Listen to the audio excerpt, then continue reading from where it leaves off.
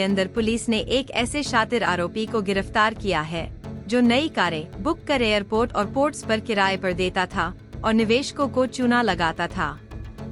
Police ने 246 गाड़ियां जब्त की हैं, जिनकी कीमत करीब 25 करोड़ बताई जा रही है। मुख्य आरोपी संदीप सुरेश कंडलकर को दापोली से गिरफ्तार किया गया है। अब तक 1375 निवेशकों से धोखाधड़ी की बात सामने आई है। तो आज की ये जो प्रेस कॉन्फ्रेंस है, इसमें हम लोग आपको ये बताने के लिए प्रेस कॉन्फ्रेंस बताई गई है कि एक आरोपी है जो अपना नाम बताता था राजू राजीव जोशी, लेकिन एक्चुअली उसका सही नाम है संदीप सुरेश कंडलकर। इस आरोपी के ऊपर में चीटिंग के पहले से भी बहुत सारे केसेस हैं।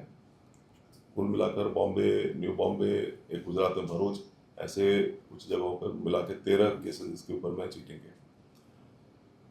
इसने इस बार इसका जो मोडस था उसमें वो क्या करता था कि लोगों को संपर्क करके वो उनको ये कहता था कि मेरे पास में बॉम्बे एयरपोर्ट और JNPT यहाँ पे गाड़ियाँ हमको चाहिए जो हम रेंट पे देंगे, उसमें अगर आप चाहो तो आप इन्वेस्ट कर सकते हो, आपको उसका अच्छा बिटवीन 55,000 to 75,000 उसका रेंट हमको मिलने की उम्मीद है।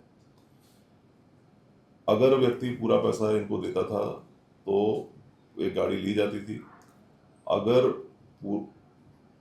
और शुरुआत के दौर में ये उनको कुछ पैसे देता भी था ताकि वो लालच में फंसते जाए और ज़्यादा से ज़्यादा लोगों को बताएं, बल्कि पॉन्जी स्कीम टाइप की।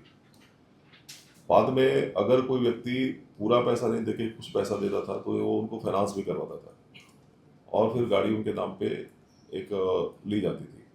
कुछ जगहों पे ऐसा भी हुआ है कि पैसा लेता था और कोई गाड़ी वाड़ी भी नहीं होती थी।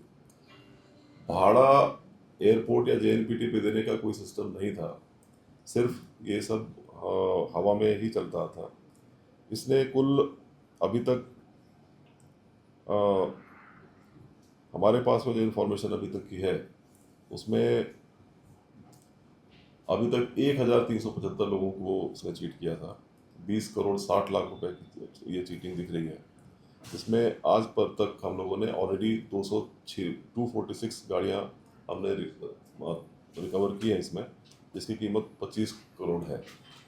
इसमें जो मुख्य आरोपी है उसके अलावा एक दूसरा भी आरोपी है जो उसका साथीदार था, उसका नाम है सचिन सुनील तेटपुरे।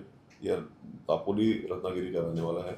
इसमें और भी हम लोगों ने 7 लोगों को आइडेंटिफाई किया है, जिसको हम लोग अरेस्ट कुछ ही दिनों में करने वाले हैं। इसमें हम लोगों ने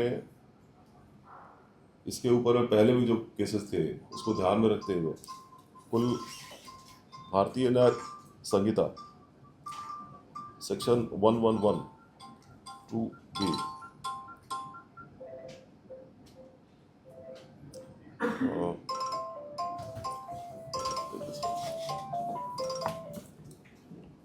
भी हमने लगाया है और ये बेसिकली यही इंफॉर्मेशन है।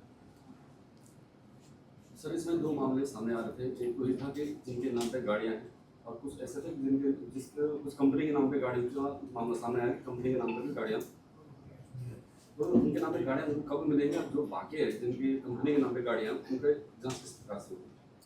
तो कई कुछ केसेस में ऐसा था कि जो कुछ लोगों का सिबिल स्कोर अगर कम है तो ये बोलता था कि कंपनी के नाम पर हम गाड़ी ले लेंगे, और कुछ केसेस में ऐसा था कि अगर सिबिल स्कोर का इशू नहीं है तो उसके नाम पे डायरेक्टली गाड़ी लेते थे। हम इसमें न्यायालयीन प्रक्रिया जो है उसको पूरा करके फिरियादी जितने भी हैं उनको जल्दी से जल्दी ये गाड़ियाँ मिलने का वापस देने का प्रयत्न कर रहे हैं। उसमें सर क्रिप्टो करेंसी कम समय में डबल पैसा 3 गुना पैसे, ऐसा भी बात सामने आ रही था। क्रिप्टो करेंसी का अगर इसमें कुछ अपने को दिखता है तो हम उसमें उसके हिसाब से जो अप्रोप्रिएट लीगल एक्शन है वो भी हम लेंगे। अभी तक फिलहाल कितने आरोपी को हिरासत में लिया है और कितने को लेना बाकी है? हम लोगों ने अभी तक 2 लोगों को अरेस्ट किया है और 7 लोग और आइडेंटिफाई हुए हैं जिनको हम अरेस्ट करेंगे। सर, ये इतनी बड़ी ठगी है जो आती है, इन ठगे हुए पैसों का किस तरह से इस्तेमाल करते थे? किसी यश भी है किस तरह का कुछ आया सामने? वो अभी इन्वेस्टिगेशन उसका हम लोग करेंगे। सर, एक सवाल ये है कि जिस तरह से इतनी बड़ी गाड़ी की पकड़ा है, क्या इन गाड़ियों का इस्तेमाल, जिस तरह की स्थिति बनी हुई है पहलगाम अटैक के बाद, क्या इनका किसी देश विरोधी गतिविधियों में भी इस्तेमाल करने की कोई प्लानिंग थी? क्या पुलिस उस एंगल से भी जांच कर रही है? अभी तक हम लोगों को ऐसा कुछ दिखा नहीं है।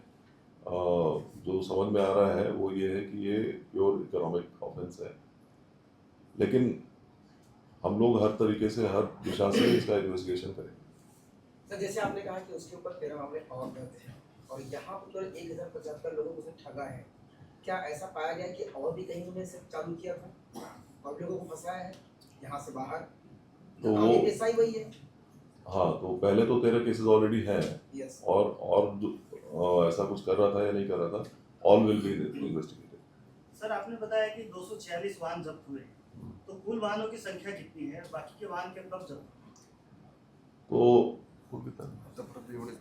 अभी तक तो 246 का ही अपने को डाटा मिला है, मतलब लेकिन कुल वाहन इतने ही? फिलहाल तो स्थिति यही है आज के दिन में। इसमें बढ़ोतरी भी हो सकती है। अभी आप लोग को हम वहाँ लेके चलेंगे।